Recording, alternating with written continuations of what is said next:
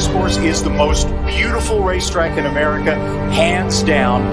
Good afternoon, ladies and gentlemen. I welcome you to the breeding stock sale. Book one. Good to have you back with us.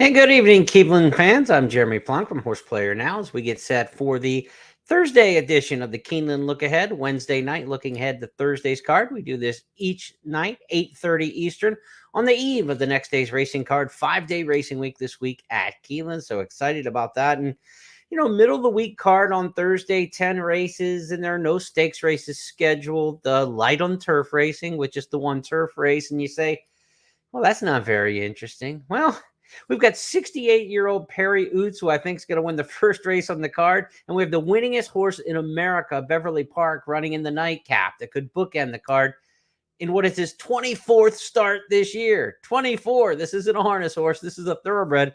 And Beverly Park's already chalked up 11 wins this year, looking for number 12 in the nightcap. There are just a couple of the interesting storylines on this Thursday card that also includes a $17,000 carryover in the pick six, just under $18,000. In fact, nobody was able to solve the pick six on Wednesday's card because favorites, well, they went just 1 for 8. It was not a good day for chalk players Wednesday at Keeneland. We will see if it turns around in a little more formful, perhaps. On the Thursday card, these things do tend to even out over time. So certainly the 1 for 8 performance by the favorites to start this race week, not foretelling so much. There was a little precipitation later in the day at Keeneland, but tomorrow's forecast for Thursday looks good. Temps, mid to upper 60s, clear sky. So I think we're going to have a good day for racing. Track should be fast.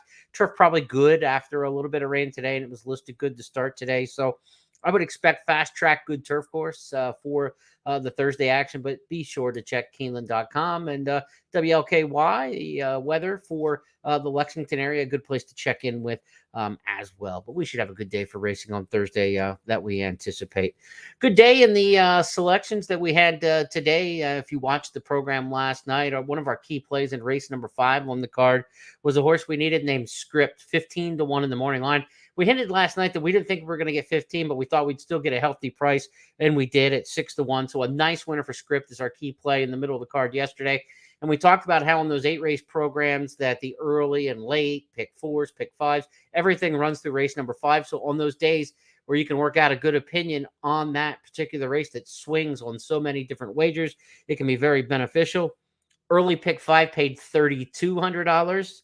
Ending with Script, and the late pick 5 that included Script, $13,000. So hopefully it helped you cash a good one, even if you didn't get any of the big ones around it. Perhaps maybe you cash nice on that $15 plus winner Script. We'll have 3 more key plays for you coming up when we reveal tonight's look at tomorrow's card and all of our selections for the 10 race program. Good day for Irad Ortiz Jr. He won 2 today on Wednesday. Todd Pletcher continued his winning ways, and really, he unleashed a nice horse. Forbidden Secret, a 2-year-old allowance horse, a New York bred, had won big against state breds in the Big Apple, and now came here to Keeneland and open company and romped in an allowance race. So I think Forbidden Secret's a 2-year-old to watch for Pletcher, a horse who's probably maybe headed to the Kentucky Jockey Club at Churchill coming up Thanksgiving weekend.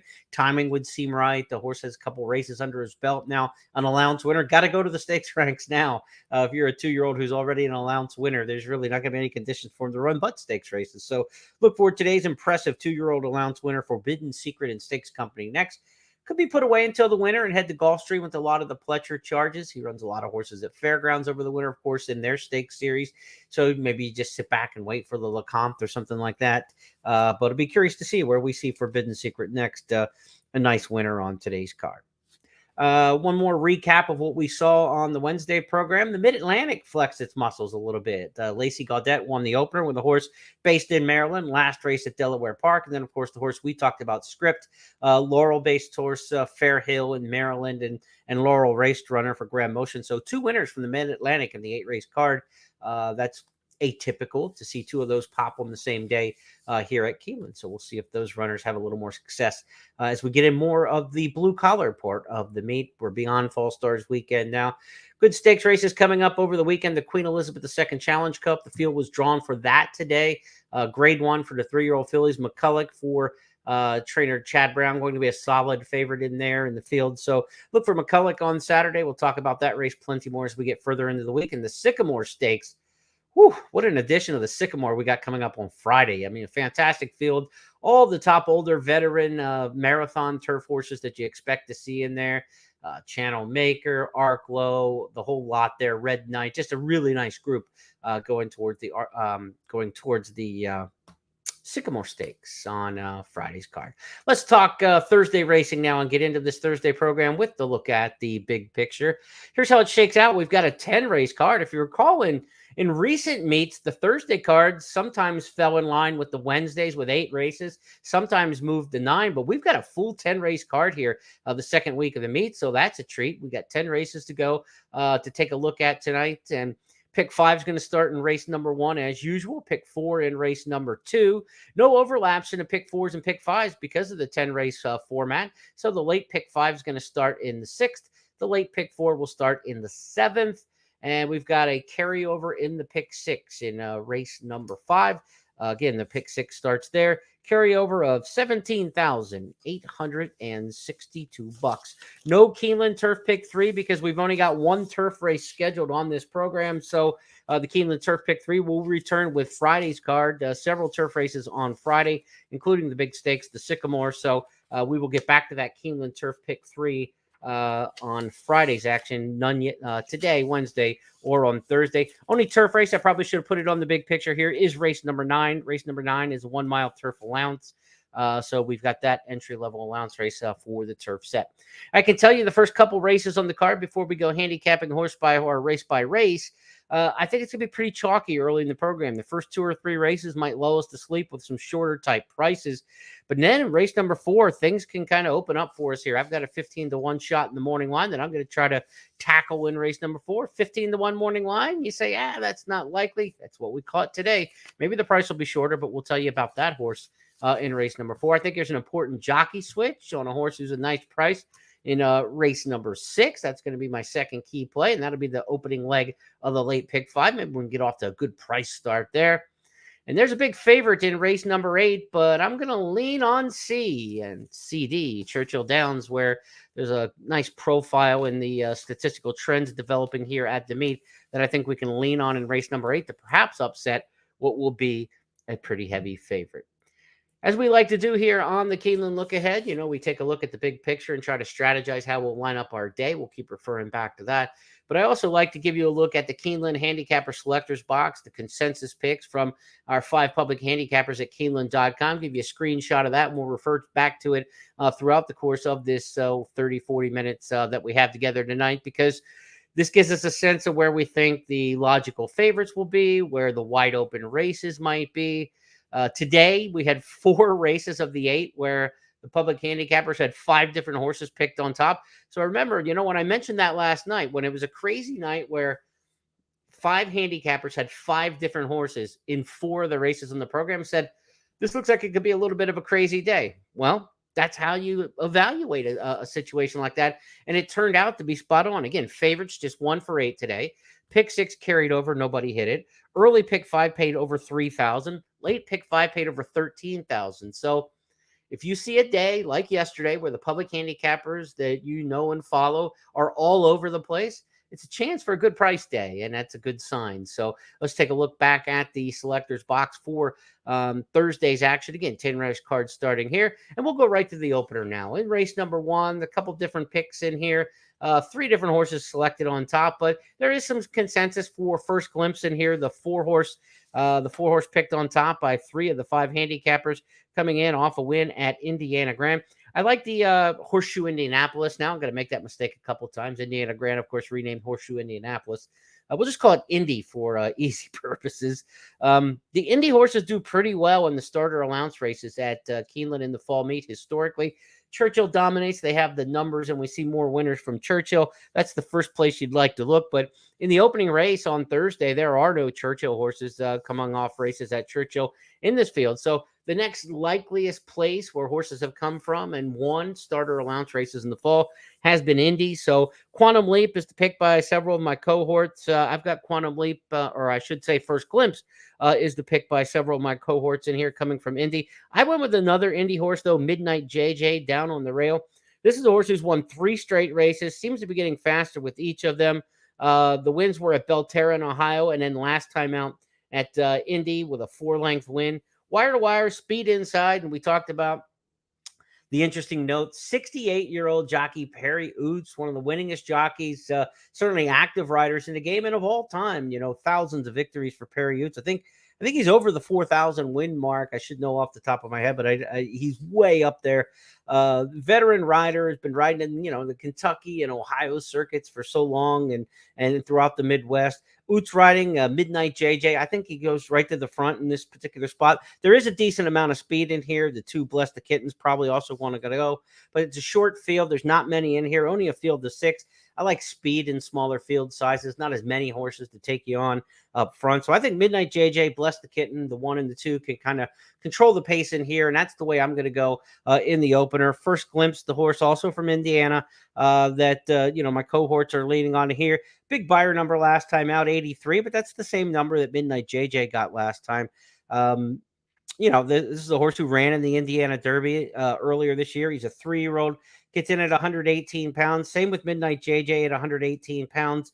The older horses carry 122 in here. And this time of year, I don't have a problem taking a 3-year-old against older. And if you're going to give me 4 pounds as well, nothing wrong with that. No argument if somebody likes First Glimpse in here. I don't have a strong feel for this starter allowance race and only a field of 6. I mean, I think you could definitely take the 1, the 2.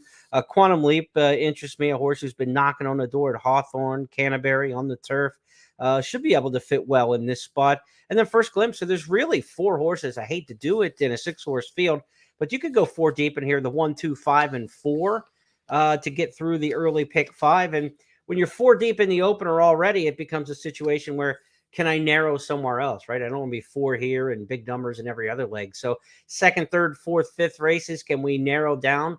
If we can't, then being 4 deep in the opener probably tells you ought to be looking maybe at the pick 4 starting in race number 2 instead of playing the pick 5 if you can't narrow. And so you're going by a factor of 4 in the first leg, and you see where the pick 5 starts here in the opener. That's going to multiply whatever your pick 4 was going to cost will be times 4. So if your pick 4 that you come up with is a $40 ticket, that means your pick 5 would be 160, 40 times 4. So, when you strategize here, you got to narrow somewhere else. And if you can't narrow somewhere else in this pick 5, then the early pick 5 is probably not the play you want to make, at least with my handicapping, where I think there are 4 very logical win contenders in race number 1. Let's go to the second on the card. See if we can't do some of that narrowing I talked about.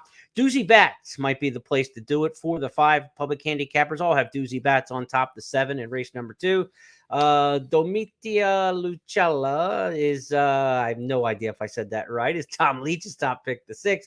So he's got the 7, Doozy Bats second as well. So it's all 7 with a little 6 splattered in there. And Doozy Bats is a horse for trainer Wesley Ward. Comes off a race at Churchill. Maiden claimers here going 6.5. Ward wins more maiden claimers in the fall than any other trainer here at Keeneland. He had another nice win today. That one was a turf to dirt move and a little bit of a class drop. Doozy Bats makes the class drop from 50 down to 20, and a horse who ran on the turf here to no avail in April in the spring meet as a 3-year-old. She comes back here, though, in the fall off a nice 3rd place finish last time out. Disappointing, though, when you get beat at 4 to 5. So if you don't want to take too short of a price, then you got to find an alternative. Which other horse in here kind of warms you up and excites you? That's the question. There's not a lot of other good options in here. Verdandy's a horse I gave a little bit of a shot to off since June. But this horse has already been down to the 10,000 level, but freshened up, has the Churchill races under the belt, maybe a little bit of pace, showed some speed last time. You want horses near the front. Look, horses near the front did very well here opening week. They look good today again. And so for Danny, might be able to get up near the lead based on that last race, but Doozy Bats is probably faster. You just expect the Wesley Ward horses to get out of the gate. So that's the one to beat in here. The 6 is the other horse in here, but this one turns back from a mile and a 16th to 6.5 furlongs.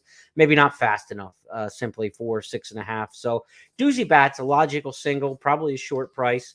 And like I said, I don't see a lot of big prices early. We only have a 6-horse field in the opener. And even though you're 4 deep, the 4th choice in that race might be 7-2. So I don't think we're going to get a big price in the opener. I think you've got a very solid favorite in race number 2. So as I mentioned at the top, I think this is going to be pretty short prices to start things off, because as we get to race number 3 as well, I don't think there's a big price in here. I like the 2 in here. She's Cold as Ice. If you're an old Foreigner fan, the next line is she's willing to sacrifice.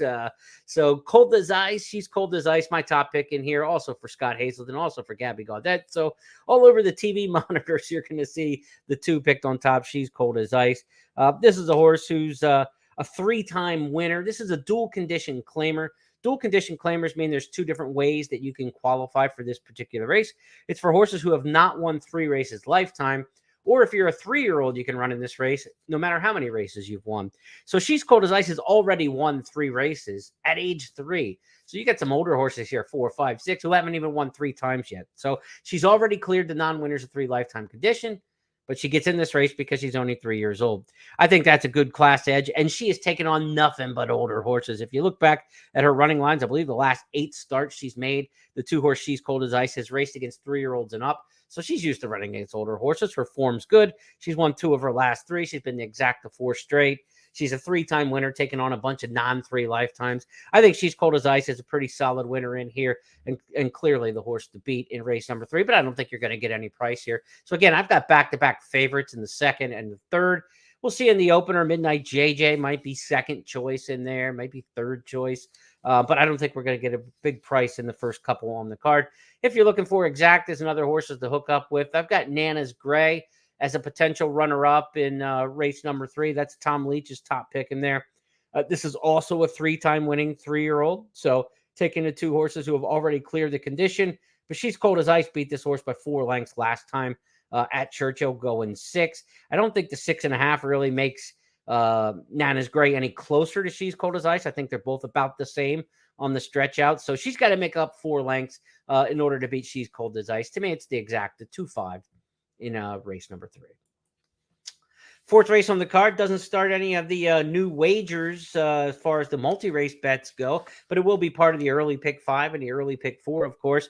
And this is where I've got my first price play of the day. Again, I mentioned the favorites in the 2nd and 3rd, likely, maybe a horse who's going to be 2nd, 3rd choice in the opener. But in this race, race number 4, I'm 15-1 in the morning line, and we're looking for a little back-to-back magic after being successful with that kind of price on the Wednesday card. I'm on Mo's Mojo. And if you look across here in race number 4, Real News picked on top by 3 of the 5 handicappers. That's my 2nd choice in here.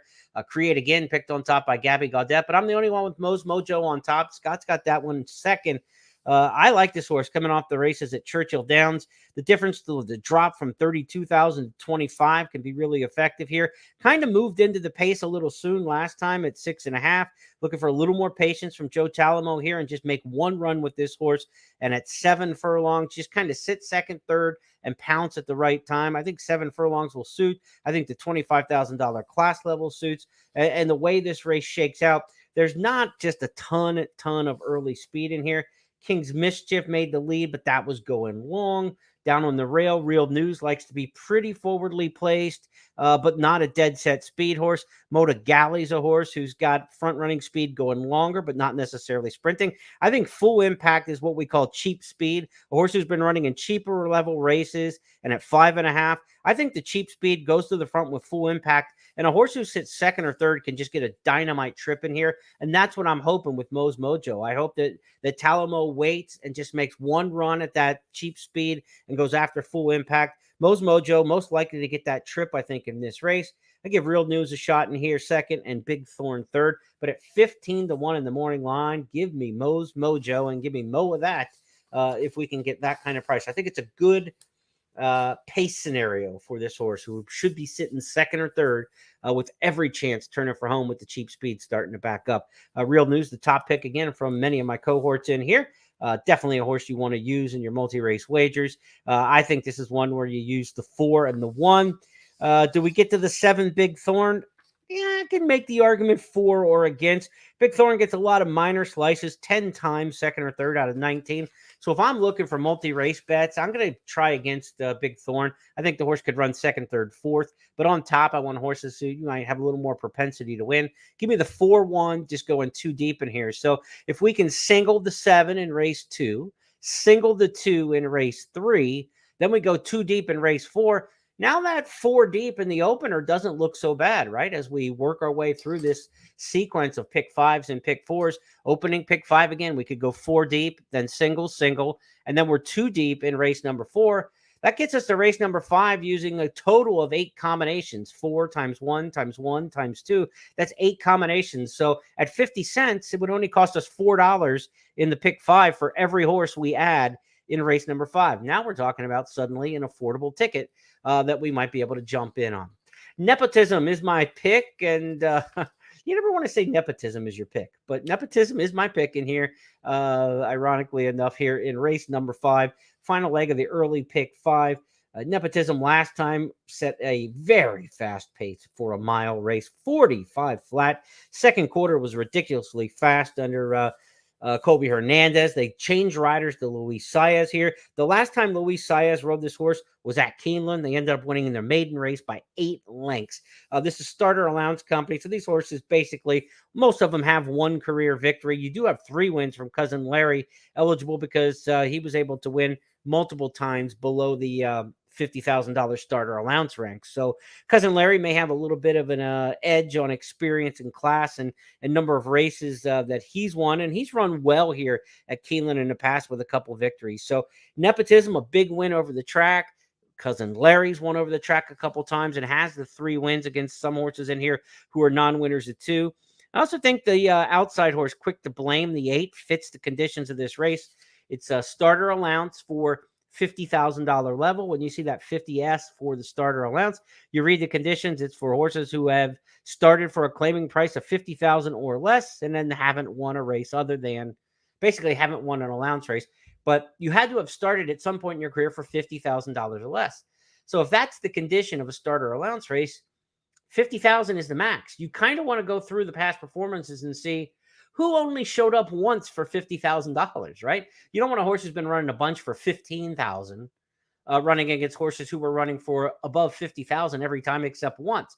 So you want to find the one horse who dropped in for the max level of the starter allowance just one time, because that's what got them eligible for this race. And the extra candy is the one time they dropped into that easiest level, the 50,000 level here that they can be eligible for. What did they do in that race? Well, that's what I like, because Nepotism dropped one time below 50,000.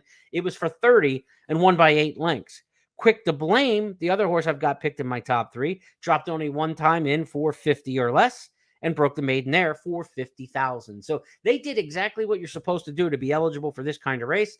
They're like a maximum fit, if you will. So I think Nepotism, Quick to Blame, 2 horses you definitely want to use in here, and as well as Cousin Larry, the 3-time winner. So I would go 3 deep in here to wrap up my pick 5 ticket. So you're going 4 deep in the opener, single in the second, single in the third, 2 deep in the fourth, and then 3 deep in the finale. And you're looking at what is the equivalent of a $12 ticket. For 50 cents. So not too shabby there if you can get a $12 ticket in on the early pick 5.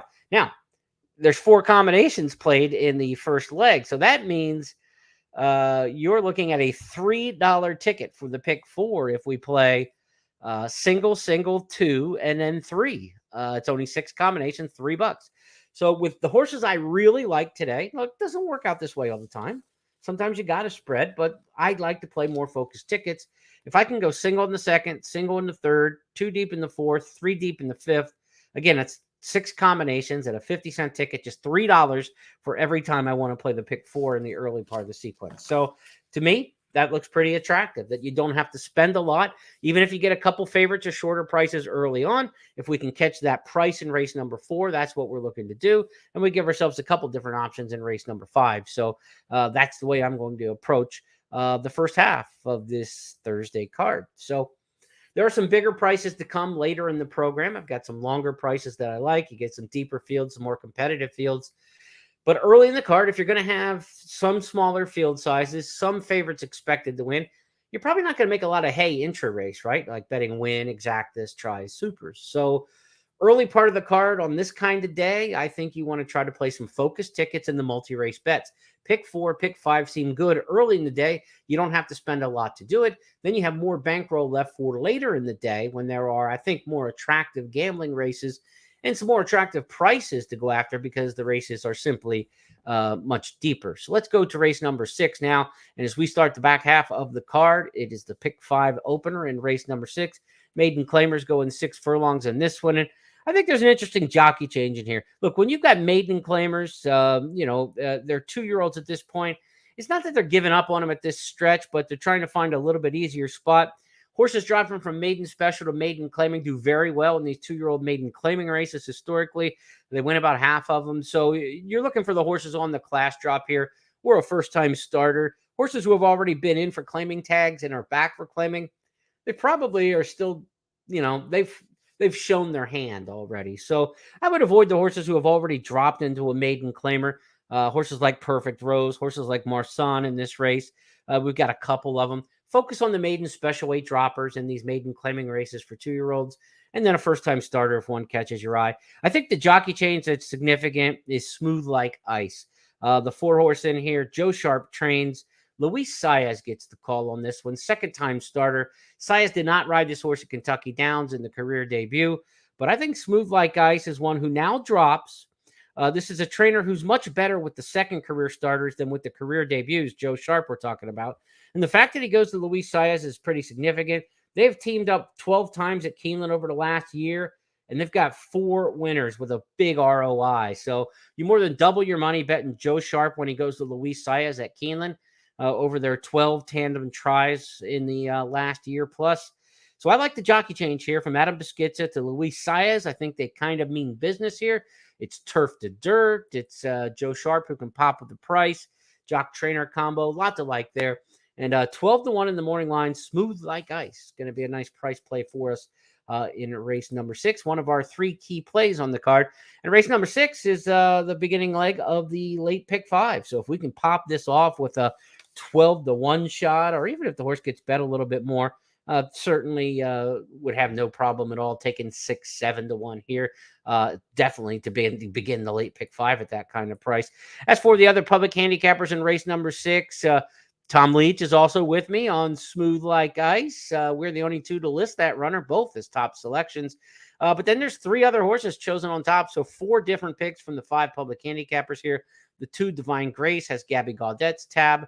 The 6 Kim Nelson has, or 6 Cherriere has Kim Nelson's pick. And then the 8 Science is picked on top by Scott Hazelton. I thought Science is going to be a pretty heavy favorite in here because it's Brad Cox dropping in class. Cox is really tough. He wins 36% according to the DRF stats when he drops from maiden special to maiden claiming. Science showed good speed in the career debut at Churchill before backing up against tougher competition. So I think Science is a logical horse in here to go along with Smooth Like Ice. Smooth Like Ice, definitely my top play, going to be a much better value play. Intra-race, I really want Smooth Like Ice. But when it comes to multi-race and we're starting that late pick 5, I think this is a too deep situation. I do respect Science in here. But Smooth Like Ice, Science going to be my 2 horses that I use in race number 6 to start the late pick 5. To the 7th race we go, and back to the big picture where you'll see this is the start of the late pick 4. Late pick 4, final 4 races on the card with this 10 race format in the program. And let's take a look at what the public handicappers have to say in race number 7. I thought this was one that probably would be an either-or situation, and that seems to be the case. Everybody seems to be along 2 camps here. Extra Anejo, the 8-horse, or the 4 Juan Valdez. If you like good pedigrees, this is certainly where you're looking at it. $1.35 million purchase, Extra Anejo. Steve Asmussen trains this son of Into Mischief. course, Into Mischief, the leading sire in Keeneland's dirt since returning to that surface in 2014. No sires had more success. I love the Into Mischiefs at 7 furlongs. This is an about 7 furlong debut distance. Extra Anejo, really a horse for Steve Asmussen. I think you have to look at in here as ready to go. They're debuting with intent here. Asmussen's got more first-time starters winning Keeneland and fall meets than any trainer since we started back in the dirt era. So I think Extra Anejo is going to be very tough in here. Juan Valdez is a horse, though, picked by a couple of the other public handicappers on top. This is a half-brother to Constitution. He's by Medalla d'Oro, out of Baffled. Of course, Constitution won the Florida Derby, won the Don Handicap for Todd Pletcher. Really nice 3-year-old who went on to be good at 4 as well, winning the Don. Juan Valdez did not show a whole lot in the career debut at Saratoga after being bumped at the start, so you can't get a lot out of that race. You're almost treating this $900,000 colt as a first-time starter. Couple works since that race on September 3rd. Again, you don't get a lot out of the works. 49-1, 51-4 breezing, but Shug McGahee's got Juan Valdez here at Keeneland. Probably improves off that career debut, but I'm taking a shot against Juan Valdez. I'm not going to use Juan in my top 3. I've got Summon Your Courage second, and Toshibe, I think, named for the Kentucky basketball player. I know I probably butchered the name there, but that's the other one I think you want to consider in there. But I would single. I'm bullish here. I think this first-time starter is going to come out running, firing bullets in the morning. Extra Anejo, 2-year-old to watch, and Into Mischief. I think they're debuting with major intent. And for me, it's a single. I think this horse is going to get bet. I think the horse will be bet to favoritism. So I don't think this is going to be like a great gamble per se. Like, I'm not putting it as one of my top 3 plays of the day because I think the price is going to be short. But the confidence level is pretty darn high in here. I think Extra Anejo wins race number 7 and kicks off the late pick 4. Okay, well, our third key play of the day comes up in race number 8, next up on the card. And look, there's going to be a lot of people picking Static Fire. I get that. Static Fire is going to be a heavy favorite in this particular spot. And as we look at the public handicappers across the way, Static Fire for Scott, Static Fire for Tom. Gabby's got Static Fire running second. Kim's got Static Fire on top. I'm going to try to beat Static Fire in here, coming off a couple turf races at Saratoga and Kentucky Downs.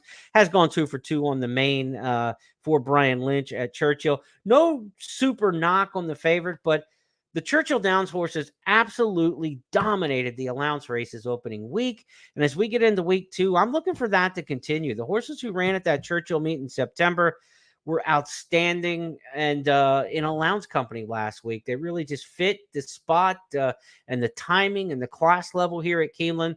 So I'm going to try to go against Static Fire in here with a couple of horses. I've got Chasing Fireflies and Promises to Dance, the 4 and the 3, both coming off races at Churchill, both coming off decent efforts. And in the same race, Chasing Fireflies ran 3rd in the same race September 25th against Republic, and then Promises to Dance finished 4th in that same spot. So I'm going to come back with those two right back the same way. I like the Twirling Candy pedigree here at Keeneland for Chasing Fireflies, and I think we're going to get a better price on Chasing Fireflies. When those two ran last time at Churchill Downs, Chasing Fireflies was 9-1 and beat Promises to Dance, who was 6-1.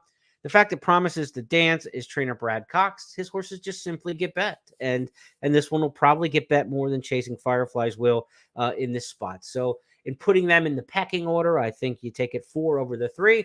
Beat them last time head-to-head, and I think you're going to get every bit the better price on Chasing Fireflies. So that's going to be my pick, and that's going to be my third key play of the day, is trying to knock off this horse who's 4-5 in the morning line, Static Fire. If we can do it with Promises to Dance or Chasing Fireflies, now things really open up nicely, because I'm going to single in race number 7 with the first-time starter. And again, I'll go 2 deep here, just 3 and 4. The 4 horse and the 3 horse in race number 8. I'm going to toss the 4-5 morning line favorite. And if we can get outside the public, that's what you want to do, where everybody else is on the 6 Static Fire. If we can get that one beat with the 4 or the 3, doesn't matter which one when it comes to pick 4 and pick 5 purposes, that's going to blow up the ticket. And that's what we're looking to do in race number 8.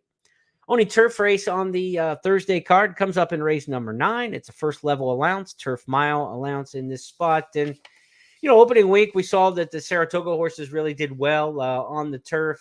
We expected that with the class of the races that were going on opening week. But I would see the Kentucky Downs horses and some horses from some other locales start to show a little bit more here as we get to weeks 2, 3, and 4 of the meet on the grass. One that I took in here in race number 9 was Candy Light. Candy Light's a horse coming in from Colonial Downs. Trainer Graham Motion is off to a really good start. Motion trained the horse today that we had, who was 6-1. The horse bet down off that 15 morning line. Motion had a win opening week. His horses are all running well right now. And I like Candy Light in here coming out of the Virginia Oaks. She was a nice closer. Look, the closing profile has been good in these turf races going long. And, I think that from off the pace, Candy Light will get something to run at it here. Joel Rosario, no better jockey timing a late running move than he. And as a 3-year-old filly, she gets a 4-pound weight break. So any given the course, if it's a little bit, it has just a little give at all, that'll help some horses with some stamina and help horses who are not carrying as much weight. So I think Candy Light is a horse who can pull it off in race number 9. I think Terrace is a good one coming in from Southern California. This is a horse Mark Cassie had at Saratoga in the summer. Then they sent out to Santa Anita and Del Mar, not this summer, but last fall. Coming off the long layoff, they had Lasix for this daughter of Tourist. And Terrace is an interesting runner because, again, you say, well, geez, horse hasn't run since last year. But long layoffs at Keeneland, the one place you want to find them and embrace them is in turf miles. The turf miles have long been a haven for horses coming back off long breaks. They handle it. They just simply handle it and have enough stamina. So Taurus off the long layoff doesn't worry me too much there at all. Candy Light, Taurus, Intrigue, a horse for Mike Maker, who won at Kentucky Downs last time. Also one to consider in there. But, in this spot, as we look across and see what the other public handicappers have, this isn't one of the races where I've got like this massive opinion, but I like Candy Light. But when you have a horse that's going to come from that far off the pace, coming from well back, you can't be overly confident, right? You could be a victim of a slow pace. You could be a victim of traffic trouble. Things just don't pan out for you. So while I like Candy Light, I think this is a race where you definitely want to get a little bit of coverage. Daisy B, the 7, picked on top by Kim, by Gabby, and by Scott. Not in my top 3, but sometimes you just run out of space for horses. I would have no argument with Daisy B. She's got some early pace in here, and Rusty Arnold sends out this Calumet horse second off the layoff. Ran at Keeneland well last year, winning a turf mile in the maiden race. Second time Lasix, probably needed the start last time off the layoff for a conservative trainer like Rusty. Daisy B could be set forth. So if you wanted to add Daisy B to my top 3 and go 4 deep in here, I have no argument with that whatsoever. And maybe you've got them covered pretty well with that. 2, 8, 11, and 7.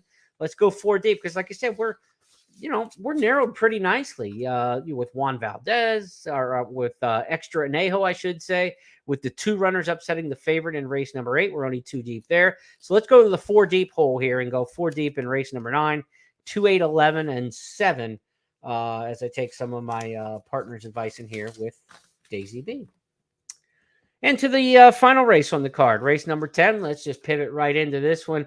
What a fun race this is going to be. Race number 10 is a starter allowance just down at the $10,000 level. So you say, well, these horses have run for $10,000 or less at some point over the past year plus, and 21 or 22.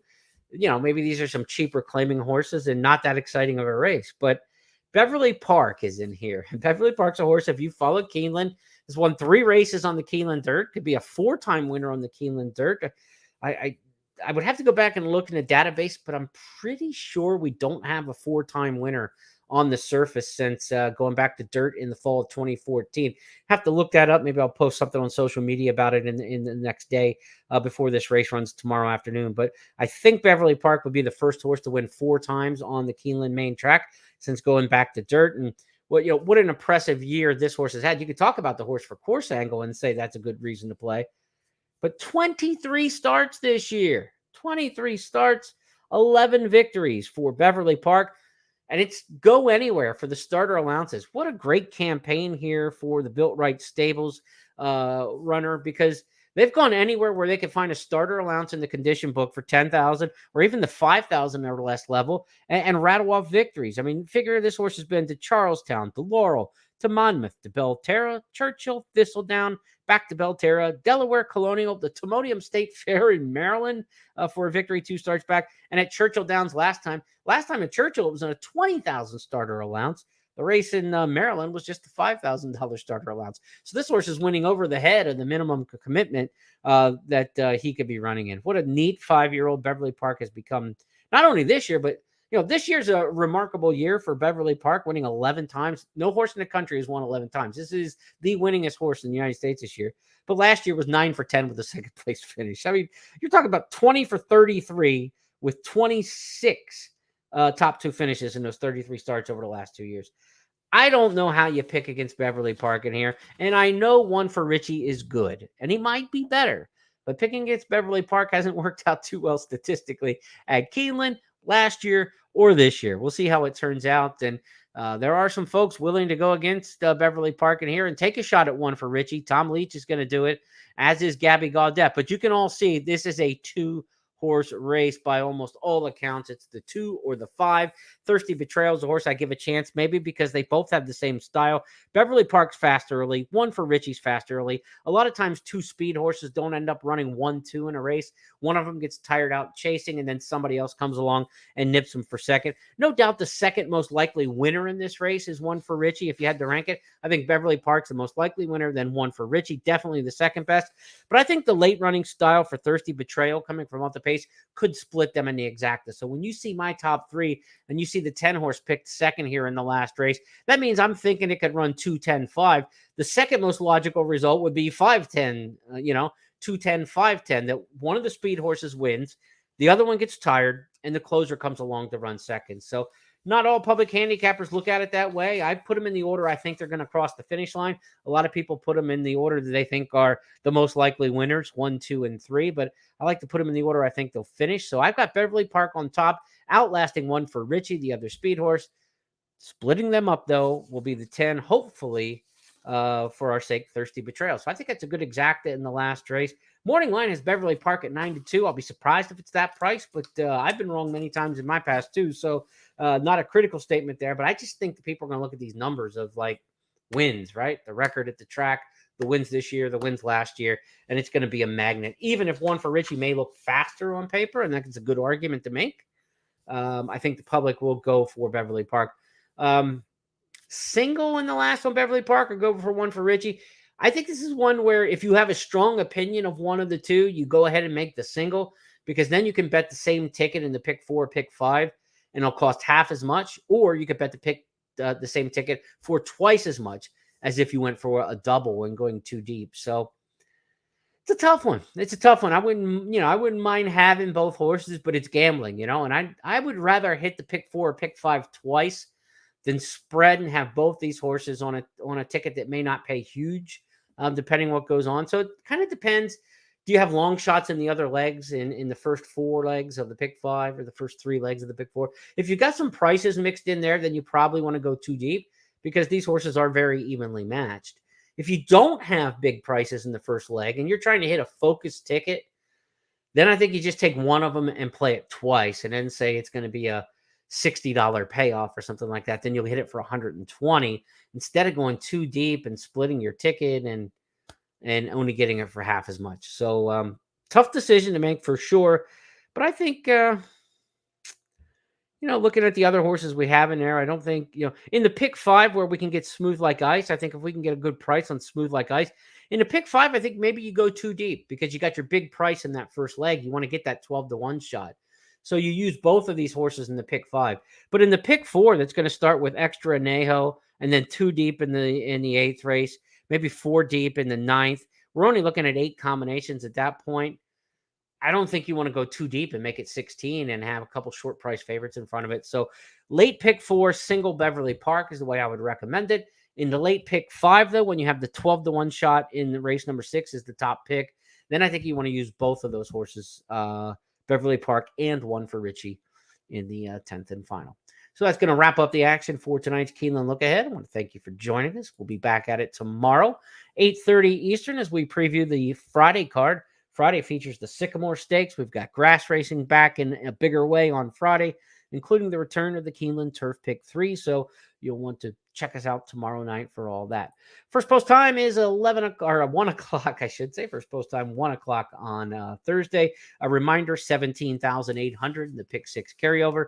That will start in race number 5. Scott and Gabby will have the morning show for you, Keeneland, today at 11:30 a.m. Eastern.